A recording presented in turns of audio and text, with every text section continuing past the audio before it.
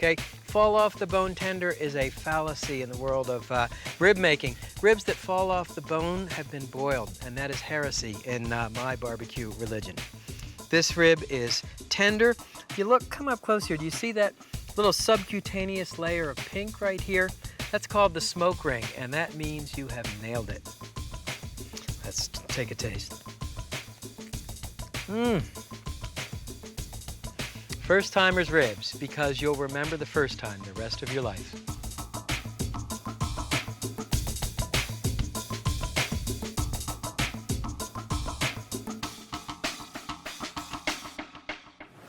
One of my favorite dishes growing up was Chinese-style barbecued spare ribs. And every Sunday night, my dad would go pick up Chinese carryout, and we would always attack the ribs. The 5-spice short ribs are inspired by the original Chinese recipe.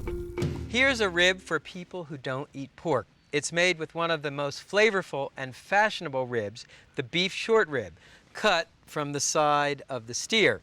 The ribs are flavored with Chinese 5-spice powder and served with a hoisin barbecue sauce. First, let me show you how to fire up the smoker. Now, 55-gallon steel drums are used throughout the world of barbecue. This is the only one I know that operates in the upright position. It has a wire ring at the bottom that allows you to arrange the charcoal in a ring around the periphery of the smoker. Here's a cool tool that will make you the envy of the neighborhood. It's an industrial strength blowtorch, and you use it for lighting the charcoal.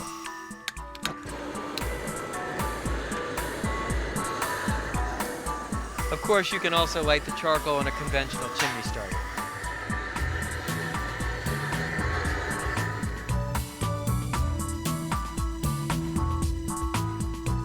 First step is to score the meaty part of the ribs. And you do that simply by drawing the knife along the top in a crisscross pattern, as you see here.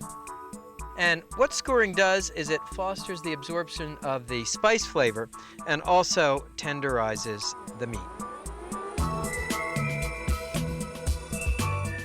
And now the rub. The rub starts with Chinese 5-spice powder, which is a mixture of star anise, fennel, cloves, cinnamon, and white pepper. To this add salt, granulated sugar, and white pepper. I like to mix the rub with my fingers to break up any lumps in the spices. Now sprinkle the rub on the top of each rib and rub it into the meat.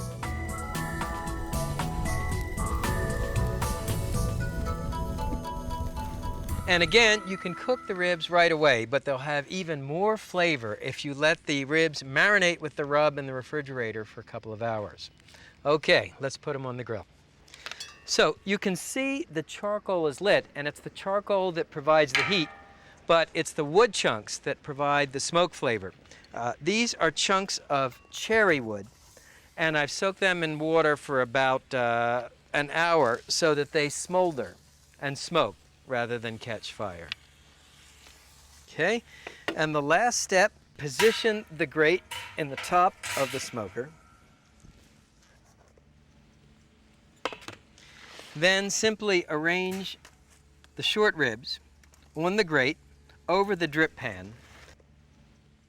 And when you arrange the ribs on the grate, place them in the center, away from the heat. You don't want to smoke directly over the fire. On goes the lid. And the way you control the heat is simply by putting one of these little metal caps in one of the 3 holes that are drilled in the bottom of the smoker. Remember the old principle, more oxygen, hotter fire, less oxygen, cooler fire. That's how you control the heat. We want to cook these ribs at about 250 degrees for about 2.5 hours.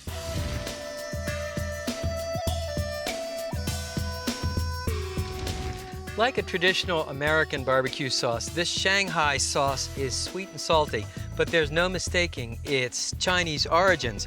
It starts with a condiment called hoisin sauce, which is made with soybean sugar and 5-spice powder. And hoisin sauce is available at any major supermarket. Next add, and here's what you can do, liquid ingredients. This is rice wine or sherry, and soy sauce, and rice vinegar. And you can put them in the bowl with the hoisin sauce. Next, add sugar and a little ketchup. And that triumvirate of Chinese seasonings, ginger, scallion, and garlic. And the sauce gets a quick sizzle on a burner. Just simmer it for about 10 minutes.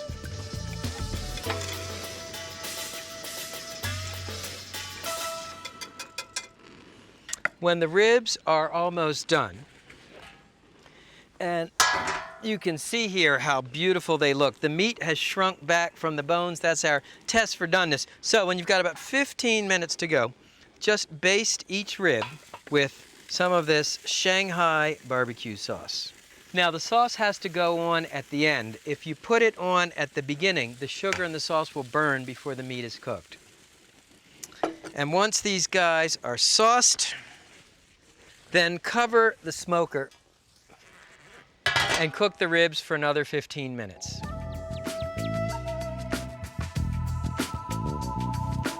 So here are the finished 5-spice ribs, and I'll just put a little more Shanghai barbecue sauce over each one. They smell absolutely outrageous.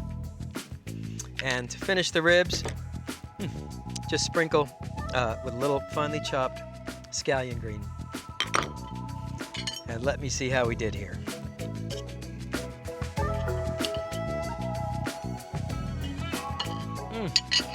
Exquisite.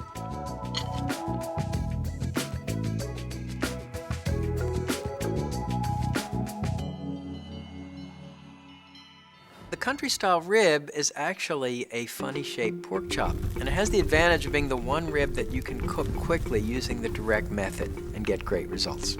Many ribs take a couple of hours to cook. Some take half a day. Well, what if I told you there was a rib you could cook from start to finish in 15 minutes when you come home from work on a busy weeknight? Well, there is, and it's called the country-style rib, and I'm going to show you how they prepare it down in Chile. But before I get to the rib, let's talk about the grill. Now, 70% of you most likely own gas grills, and just as a reminder, a couple of safety points when lighting a gas grill. First of all, always start with the grill lid open. Second, turn the burner on and then click the ignition. And third, very important, hold your hand over the grill for a few seconds to make sure the burner is actually lit. I'm going to close the lid here, preheat the grill to screaming hot. We're going to direct grill these country-style ribs. So first, the condiment. Down here in Tubac, Arizona, where we're taping the show, this would be called a salsa. Chileans call it pebre, and it begins with 1 finely chopped sweet onion. Then we'll add finely diced green bell pepper, chopped fresh cilantro, chopped fresh tomato, finely chopped jalapeno chili, and finely chopped garlic. Give the ingredients a toss to mix, and then add the flavorings: red wine vinegar, extra virgin olive oil, coarse salt, kosher C, and cracked black peppercorns. Simply mix these ingredients together. And that's all there is to making the pebre.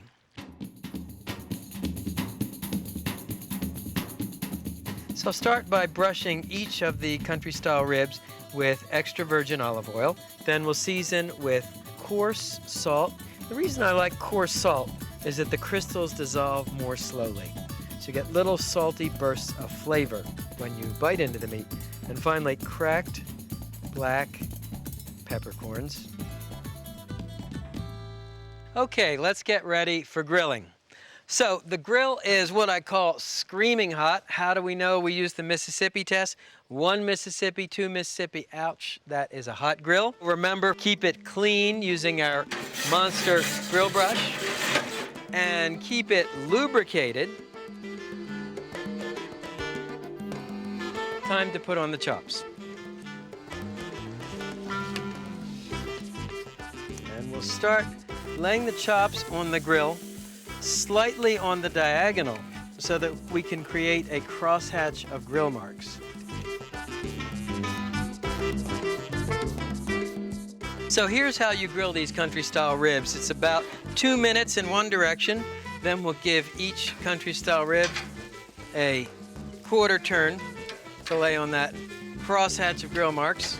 So this is interesting. You always wonder, well, how do I know when it's time to turn my country-style rib? You can see little pearls of blood beating up on top of the chop, and that is a sure sign that it is time to turn the chop.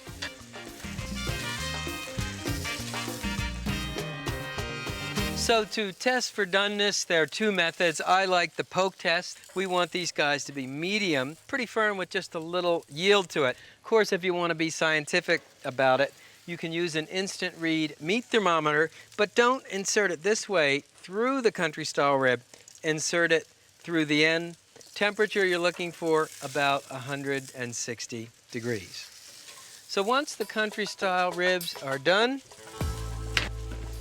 we'll just pull the ribs off.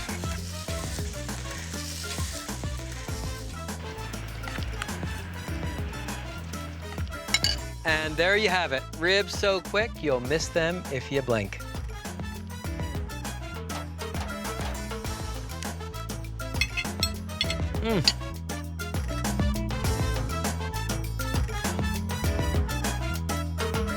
So wherever you live, whatever you grill on, there's a rib to make you look like a pro.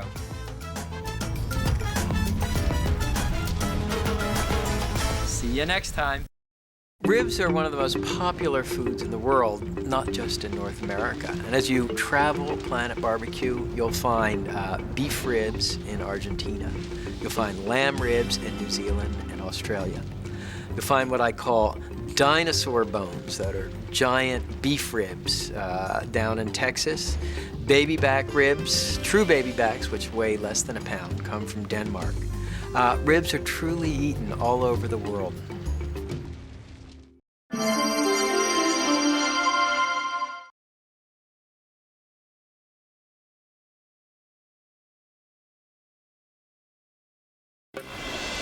Drunken sailors, oysters sizzled on the grill. Grilled shrimp cocktail. If you want shrimp cocktail with real flavor, serve it hot off the grill. Moreton Bay bugs, grilled with ginger mint butter. Nothing says luxury like lobster. From the ocean to the fire, it's shellfish on the grill.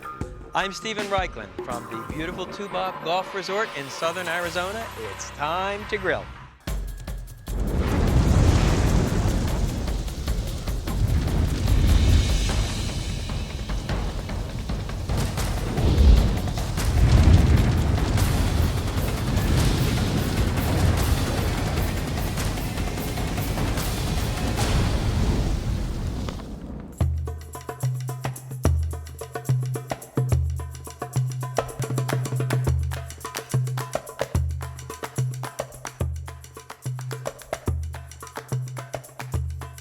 Shellfish dwell in water, but there's nothing for bringing out their briny succulence like live fire. Grill masters from California to Australia back me up on this. Today, I'm going to show you how to grill oysters, shrimp, and lobster. First up, grilled shrimp cocktail. To my mind, grilling is the best way there is to cook shrimp. Think about Australian shrimp on the barbie. Why is it so good? Well, there's something about the high, dry heat of a grill that brings out a shrimp's sweetness. If you think about it, boiling, like when you boil shrimp to make a shrimp cocktail, is about the worst way to cook shrimp because boiling water takes flavor away rather than adds it. Place the shrimp in a mixing bowl and add finely chopped garlic, finely chopped fresh tarragon, and finely grated lemon zest. Next, add the juice of a fresh lemon and squeeze it between your fingers to catch any seeds. Add coarse sea salt and cracked black peppercorns and extra virgin olive oil. And toss the shrimp well to coat on all sides. You can grill the shrimp right away, but they'll be even more flavorful if you let them marinate in the refrigerator for 1 hour. Now, traditional way to grill shrimp was on a slender bamboo skewer, like this. Problem is, when you're grilling the shrimp, they flop over in different directions. So instead, use a flat bamboo skewer, which will keep the shrimp from slipping.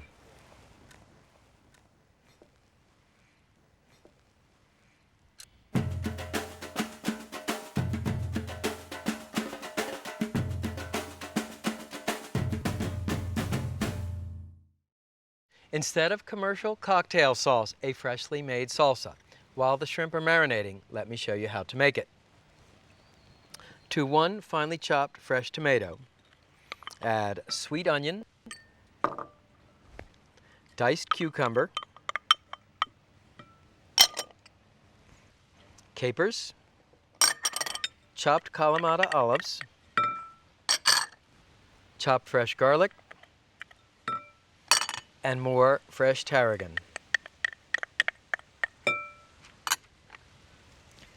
Season with salt and cracked black peppercorns and fresh lemon juice and extra virgin olive oil.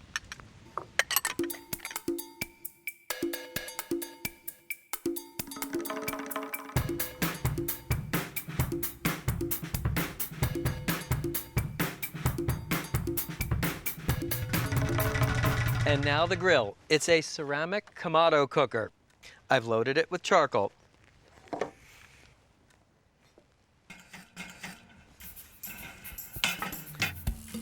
We clean the grill grate with a stiff wire brush and oil it with a cloth grill oiler or folded paper towel dipped in oil.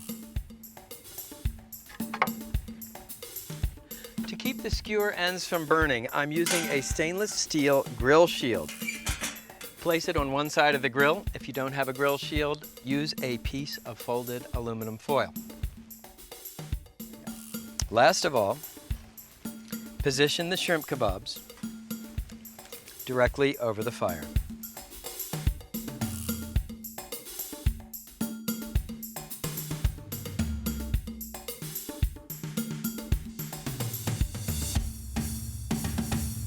Once the shrimp are browned on the bottom, turn them over. The cooking time is quick.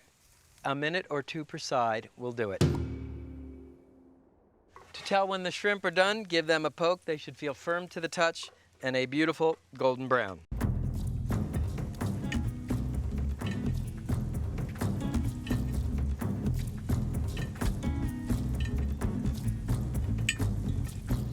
So let me show you how to put this together.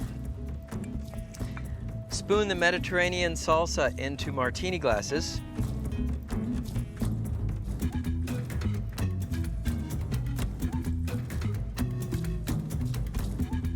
Stand the shrimp kebabs upright in the glass.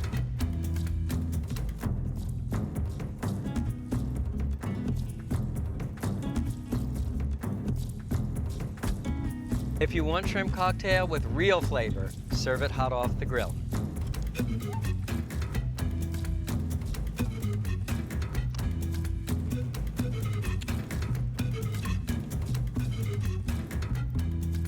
The preparation was pretty simple. The pit master had built a beautiful bed of wood embers. And the oysters were shucked, and each one got a spoonful of barbecue sauce and a spoonful of garlic parsley butter. Then they were cooked on the grill just long enough to simmer the bivalve in the juices in the shell.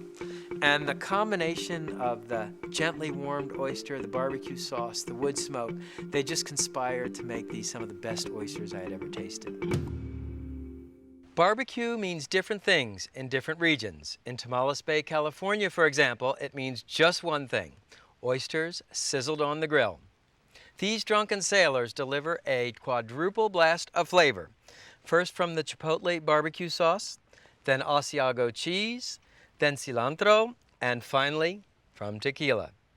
And it all begins with the oysters. These oysters are from California, but use whatever oysters are freshest in your area. Shuck them, leaving the oyster in the bottom shell. This is a chipotle barbecue sauce. The recipe will be on our website. Place a spoonful of sauce in each oyster shell.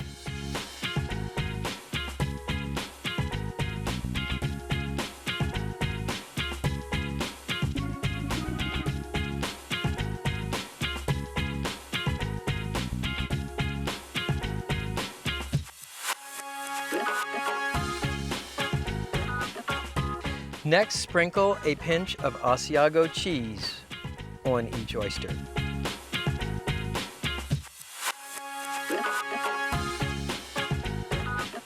Asiago is a cow's milk grating cheese from Italy with a sharp, tangy flavor.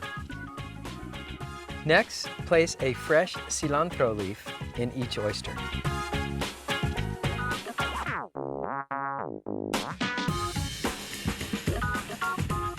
Notice I have the oysters over a pan of ice, always important when you're working outdoors. Finally, get the sailors drunk by sprinkling on a few drops of tequila.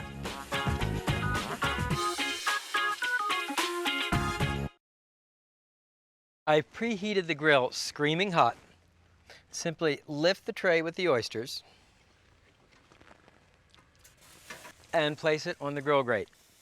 Cooking time is about 3 to 5 minutes. You want to cook the oysters just until the juices start bubbling, the oysters firm up, and the cheese starts to melt. You can close the grill for a minute or two so the cheese melts and the oysters cook through.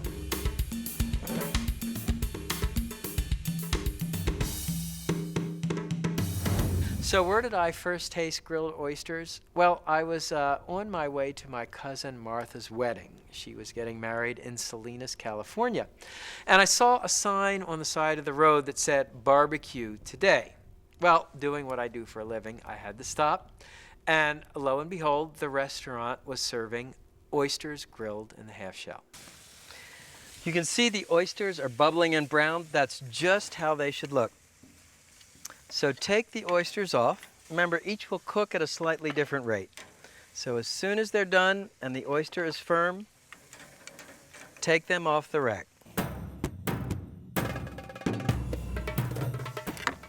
The whole key here is to cook the oysters just until done, but not so much that they overcook. And there are always a couple that take longer to cook than the rest.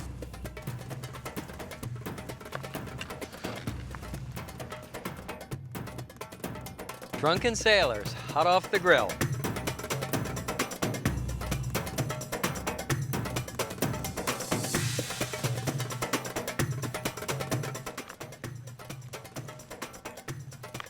It's a great new way to try oysters.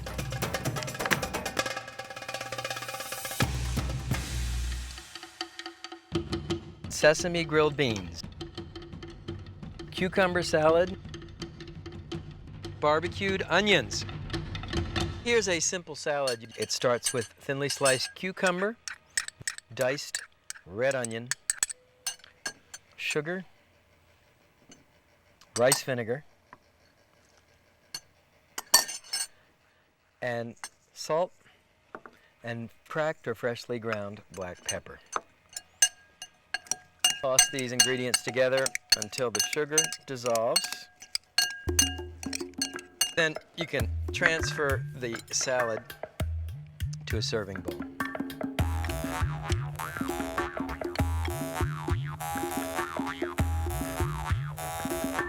So what are some things you can do to take your grilling to the next level? Well, 1, try grilling the entire meal on the grill. 2, try grilling something you never thought you could grill. Finally, remember, grilling is performance art. Stand in front of your grill confidently and comfortably, and let the flames begin. Here's another cool idea. Indonesian long beans or green beans, blanched in salted water, tied off with scallion greens. Simply brush these with a little sesame oil.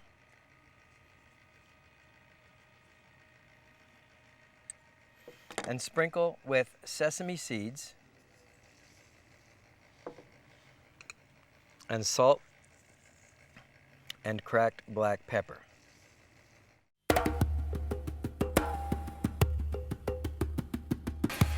Quick brush and oil of the grill grate. Remember our good grill hygiene.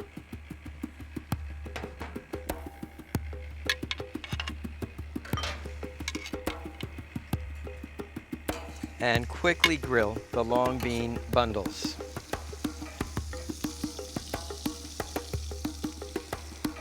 And you can brush the tops of the beans with a little more sesame oil and sprinkle with sesame seeds. Our beans are ready. They look great. You can see the grill has actually toasted the sesame seeds.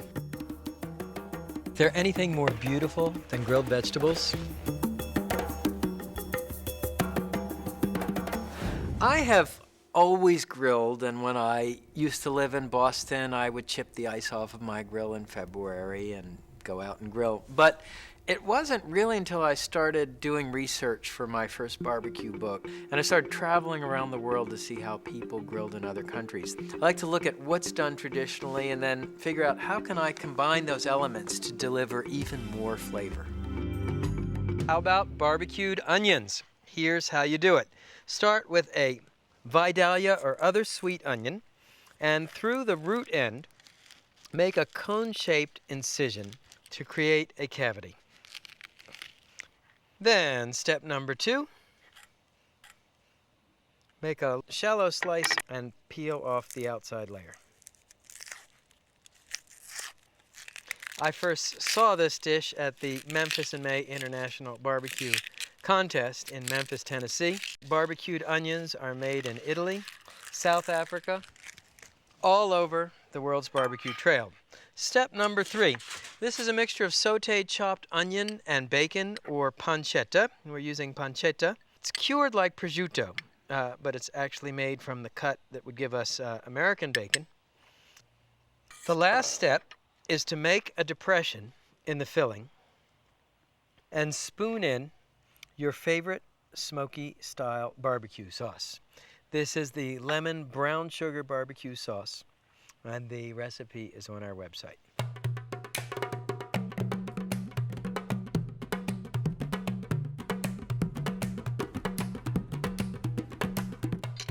And last of all, a pat of butter. Pretty easy. Now, to cook the barbecued onions, I've set the grill up for indirect grilling. Place the onions to be barbecued on the grate, over the drip pan, away from the direct fire. Now, all you need to do is cover the grill. Remember, you want these vent holes open wide so you get good draw of smoke. And does this look correct? No. You want to have the vent holes positioned between the two mounds of fire so the smoke is drawn up evenly over the onions and then out the vent hole. Cooking time, about an hour to an hour and a half at a medium temperature. That's about 350 degrees. You want to cook the onions until squeezably soft.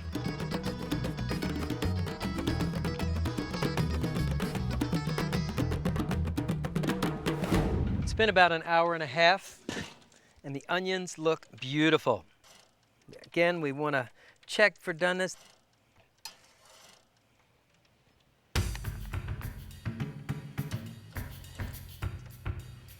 And I like to serve them right on the rings.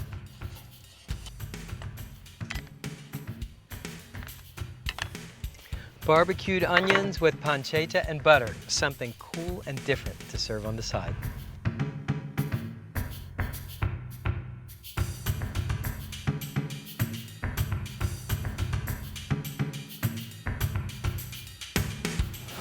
Grilling may be a great way to cook shellfish, but lobster poses a particular challenge.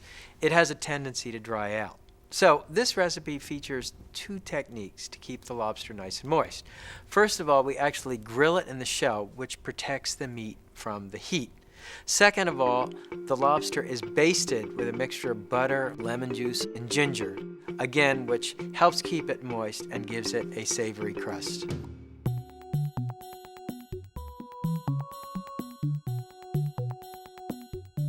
Nothing says luxury like lobster, especially when it serves sizzling hot off the grill. Our next dish comes from down under, Moreton Bay bugs, grilled with ginger mint butter. A Moreton Bay bug is a clawless lobster similar to a Florida lobster or Caribbean spiny lobster. The first step is to cut it down the back using sturdy scissors.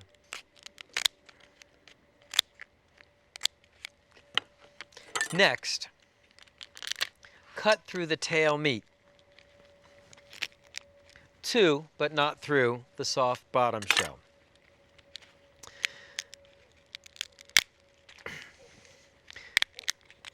Then open the lobster tail like a book. This is called butterflying, and it maximizes the surface area of the lobster exposed to the fire. Then brush each cut lobster tail with melted butter or extra virgin olive oil.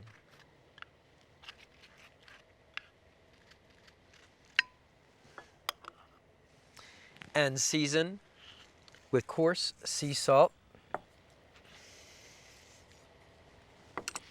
and cracked or freshly ground black peppercorns.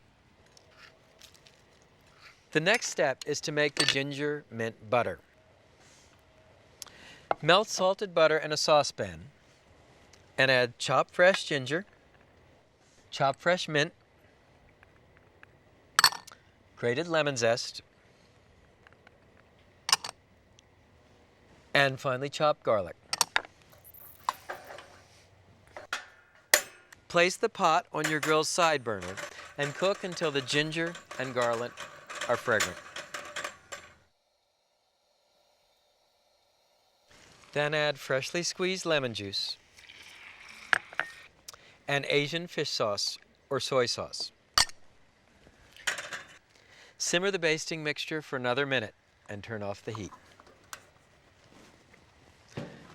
Set up the grill for direct grilling and preheat it.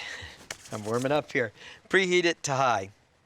And as always, before grilling, clean the grate with a few strokes of a stiff wire brush and oil it with a folded paper towel.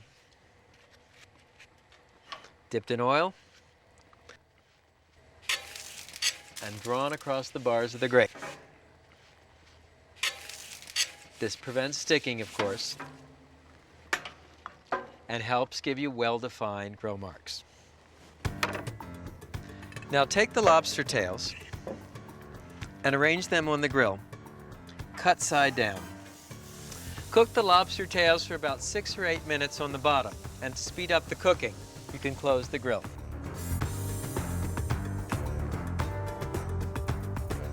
After 3 or 4 minutes, give each lobster tail a quarter turn to help them cook evenly.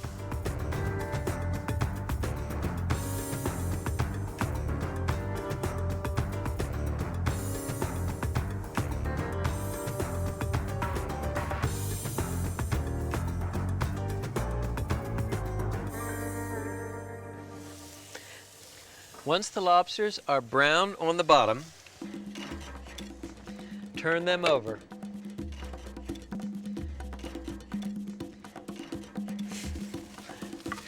Start basting with the ginger mint butter.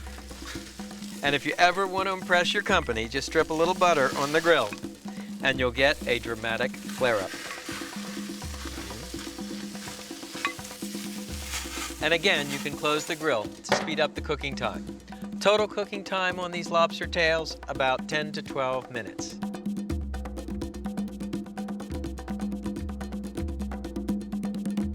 You can also grill Maine lobster in this manner. The procedure is a little bit different. cut the lobster in half, take off the claws. You want to start cooking the claws about 2 minutes before the body because they take longer to cook. Then pour off the juices, baste the cut lobster with melted butter, and start grilling it cut side down for about 2 minutes, then turn it over, cut side up, adding the juices back. This will keep the lobster nice and moist. I think the lobsters are ready. To check for doneness, use the old poke test. They should feel firm to the touch.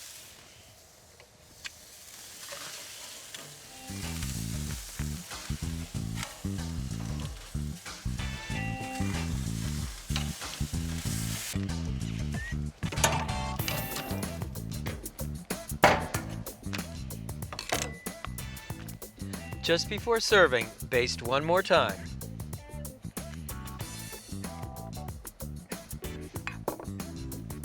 And with the lobster, here's a mango pineapple salsa. The recipe's on the website. So there you have it. Grilled shrimp cocktail, drunken sailors, Moreton Bay bugs with ginger mint butter. It's shellfish on the Primal Grill. See you next time.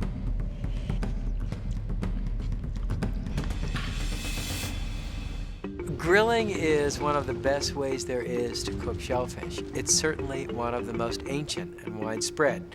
Think about a South Carolina oyster roast, or a New England clam bake, or the grilled oyster served in Tamales Bay, California. All rely on the high, dry heat of a fire to bring out the succulence of a shellfish.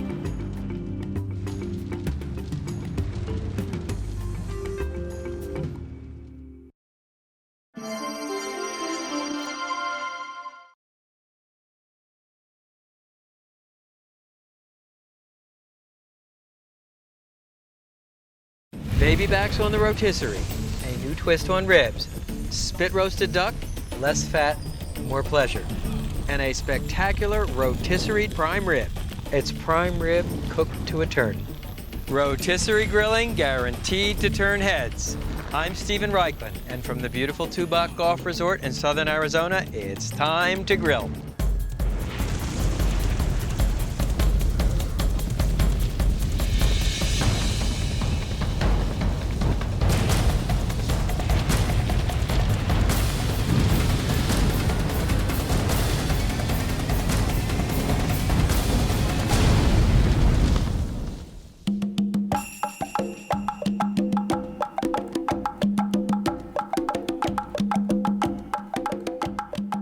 Are we listening when you write into the barbecue board?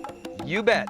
And one thing you ask a lot is how to improve your rotisserie skills. When it comes to moist meats and a crackling crisp crust, few things can beat spit roasting. Get ready for a crash course on the rotisserie.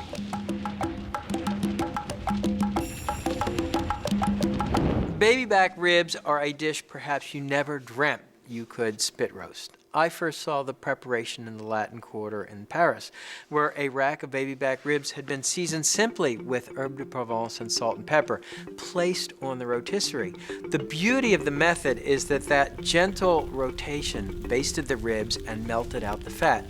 They were incredibly crisp, but the simple seasonings meant this dish was all about the flavor of the pork, not the sauce. You know about indirect grilling and smoking ribs. What you may not realize is how terrific they are when spit roasted on the rotisserie. If you've never had a spit roasted rib, you're in for a revelation. And it all begins with a rub. Salt, cracked black pepper, sweet paprika, brown sugar, onion powder, garlic powder, fennel seeds, and cinnamon and ground cloves for sweetness. Mix the ingredients for the rub with your fingers, breaking up any lumps in the brown sugar.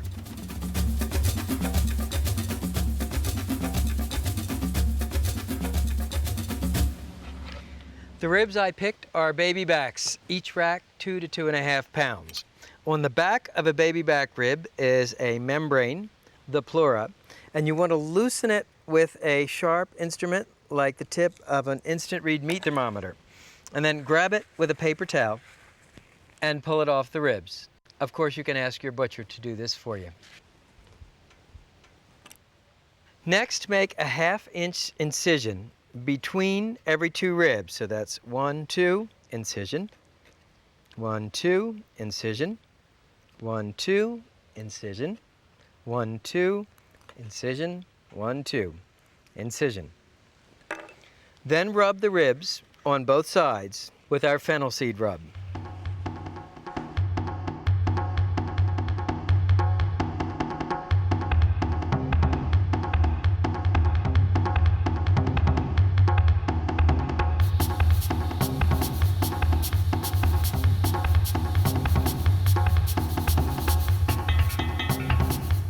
The ribs are now ready for skewering.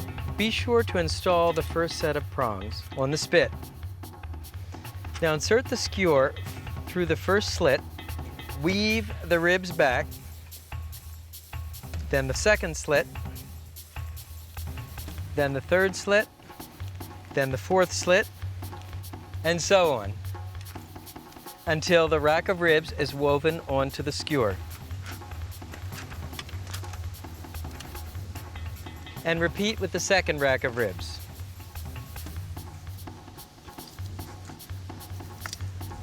Sometimes this is a bit of a struggle, but if you persevere, you'll have the ribs skewered as you need to.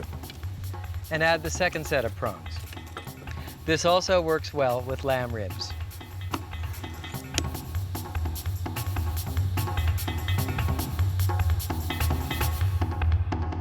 You're probably familiar with rotisserie grilling on a gas grill, but you can also do it on charcoal. Simply insert the end of the spit through the hole into the rotisserie socket and just rest the other end in the slot. And if you'd like a little wood flavor, toss a handful of soaked hickory chips on the coals. Now let me show you, we've set this grill up for classic indirect grilling. Drip pan in the center. All you need to do is switch on the rotisserie motor. To add an extra layer of flavor, spray the ribs with pineapple juice or your favorite fruit juice.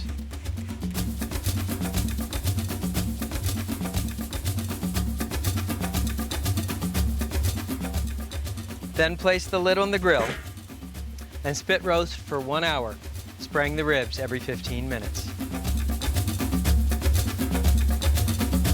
So what's the advantage of spit roasting baby back ribs? Well, first of all, the lateral heat and gentle rotation help melt out the fat and crisp the meat fibers.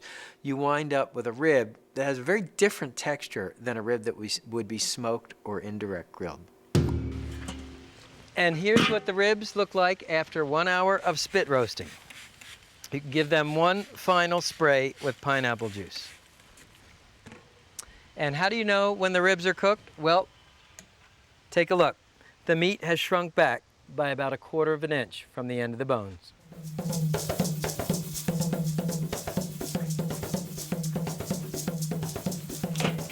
So take the spit out of the rotisserie and transfer the ribs to a cutting board. Loosen the first prong and pull it off. Slide the ribs off the spit.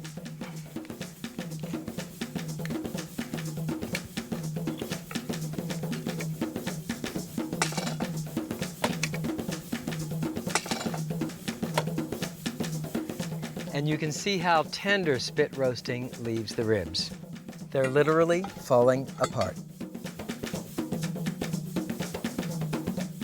And with the ribs, a pineapple ginger barbecue sauce. The recipe's on our website.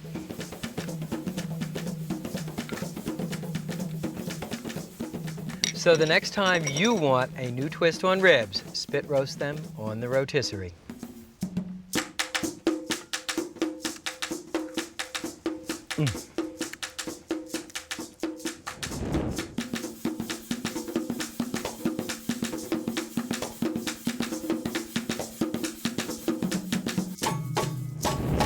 Now, spit roasting is a great live fire method for 2 reasons.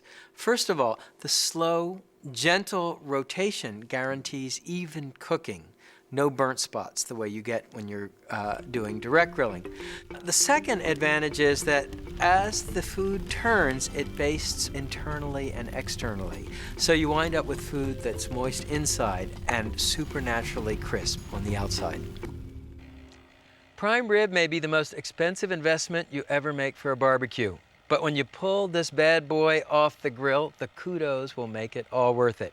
Spit roasting gives you the perfect ratio of moist meat to crusty exterior. And it all begins with this.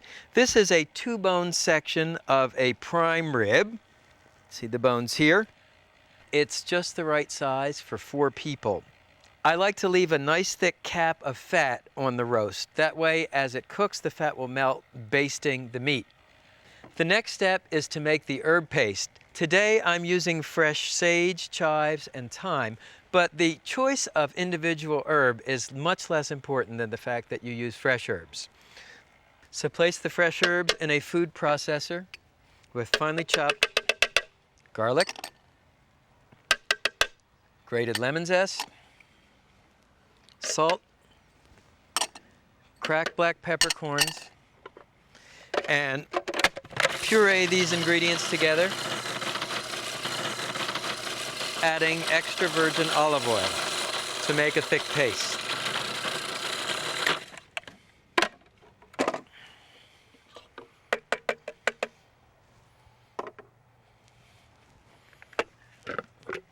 And here's what that herb paste looks like.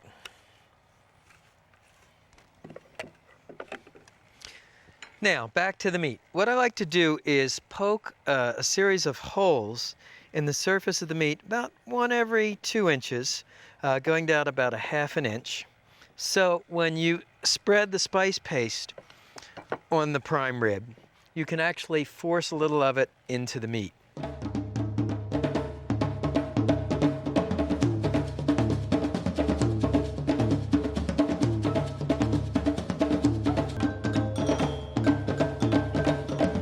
When I graduated from college, I won a Thomas J. Watson Foundation Fellowship. Now, Tom Watson founded IBM.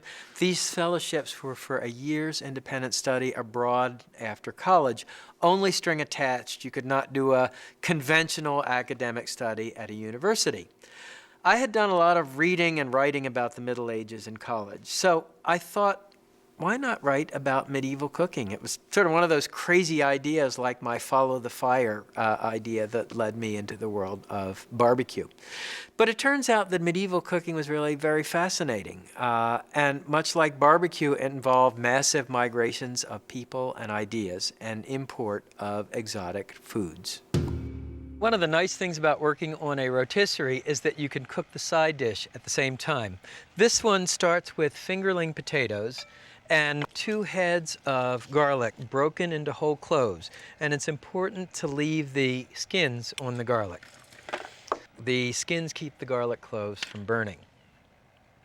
So drizzle the potatoes with a little extra virgin olive oil, and then sprinkle with your favorite Mediterranean herb mixture. Finally, a little coarse sea salt and cracked fresh black pepper. Just stir the potatoes and garlic to coat with the herbs and seasonings.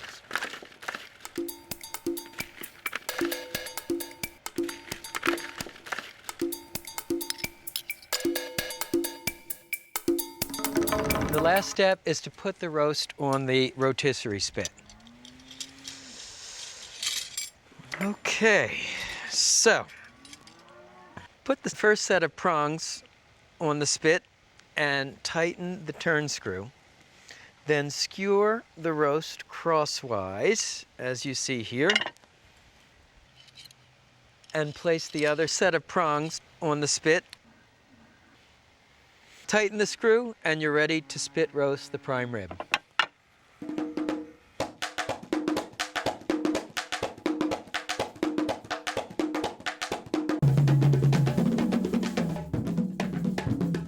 We live in a world of growing homogenation.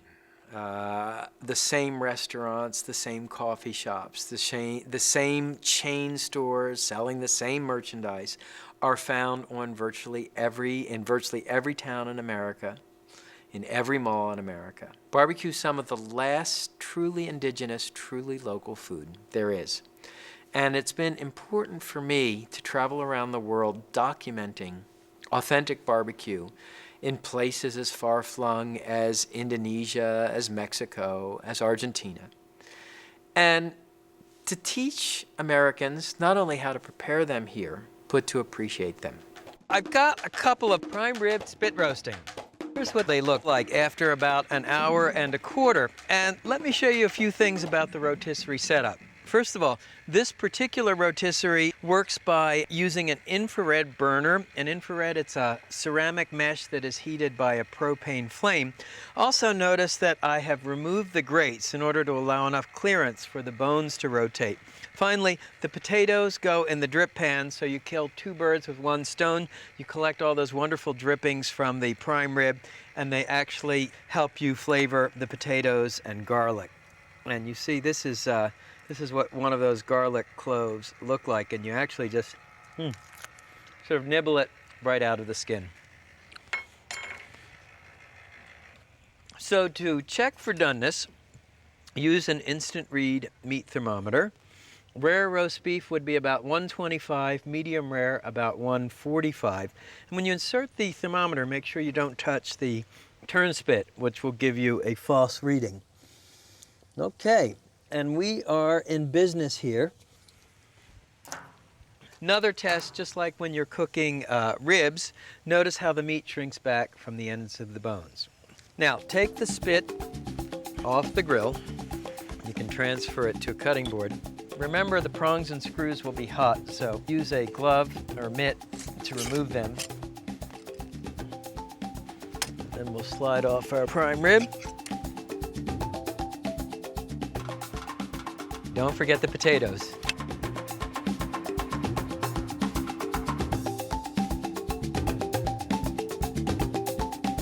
What happens as the potatoes cook here is that they absorb the garlic flavor and also the flavor from the meat juices. Totally incredible.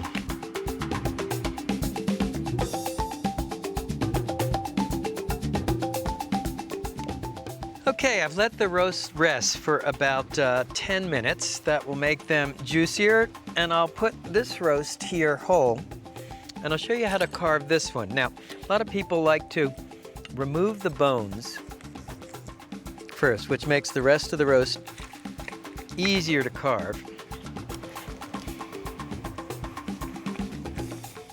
I love these bones. Sometimes they don't even make it to the table. So let's see how we did. Look how moist this is. And with this, you can serve a fresh horseradish sauce. The recipe is on our website. And I am hungry. I like these crusty end pieces. And here are some of the garlic roasted potatoes. Let me take a taste. It's prime rib cooked to a turn.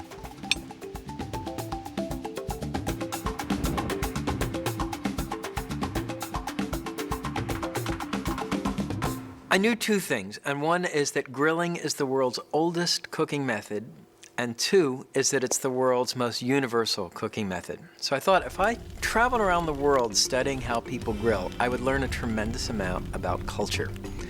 Because grilling is more than a cooking method. It really says who we are.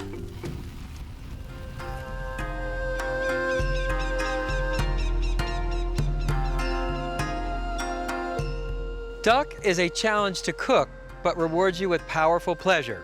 The challenge and pleasure lie in the bird's abundant fat. The best way I know to cook out the fat, crisp the skin, and keep the meat moist is, you guessed it, on a spit. And it all begins with a rub. Start with Chinese 5-spice powder and add granulated sugar, black pepper, salt, and cinnamon. Mix the ingredients with your fingertips, breaking up any lumps in the spices. Next, the duck. Turn it over, and fold the wing tips behind the wings. Using a paring knife, make an incision in the fatty part behind the legs and behind the wings, and in each insert a sliver of fresh ginger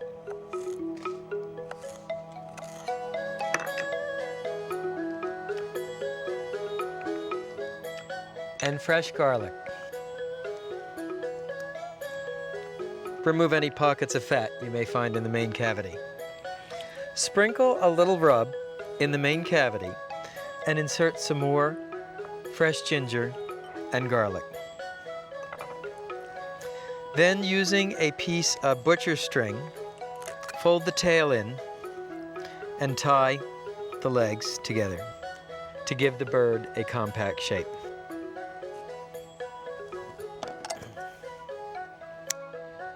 Now brush the duck on all sides with toasted sesame oil.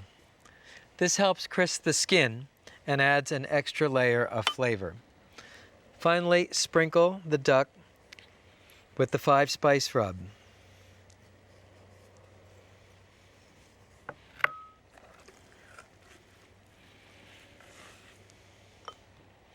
Continue brushing the duck on the back and sides with the sesame oil. And again, season with the 5-spice rub. Finally, skewer the duck on the rotisserie spit, pushing the prongs into the legs. Put the other set of prongs on top. Snug it tightly into the duck.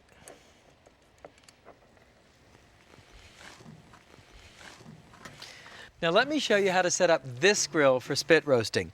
This grill has 3 burners, front, middle, and back. So what you do is you light the front and rear burner and you turn the center burner off. Place a drip pan over the center burner and you'll notice I've taken out the grill grates to give the duck clearance to rotate. So simply grab the duck and feed the spit into the socket on the rotisserie motor. Make sure you're clear here. And switch on the motor. So the cooking time is about an hour and a half. Check the duck every 15 minutes. And as fat starts to accumulate in the drip pan, you can brush it on the duck. In order to become a food writer, which was always my dream, I realized I needed to have an actual hands-on culinary training. So I went to a newly opened cooking school called the École de Cuisine La Varenne in Paris. The year was 1975, the year that such young Turks as Paul Bocuse and Michel Guérard announced a revolutionary new style of cooking called La Nouvelle Cuisine. And there I was in Paris, right in the thick of it.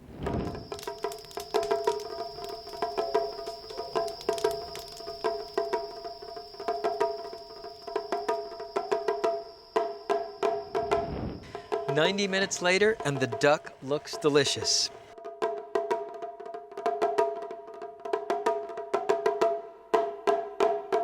Switch off the rotisserie motor and just ease the spit out of the socket, and we'll transfer the duck to the cutting board and remove the screws and pull out the prongs. Ease the duck off the spit. Oh, that was very easy. And the sauce looks ready too. So pour it in a serving bowl. And the recipe for the sauce will be on our website. I am definitely not a chef. I cook because that's part of my job description, but I really think of myself as a writer. And my job is, first of all, to help you understand barbecuing and grilling, to make you better at the arts of barbecuing and grilling. Now let me show you how to put this together. Start with either a Chinese pancake or a flour tortilla. Brush it with some of our barbecue sauce using a scallion brush. Arrange a few slivered cucumbers on top. And then carve some of the duck breast meat and skin. Look at that.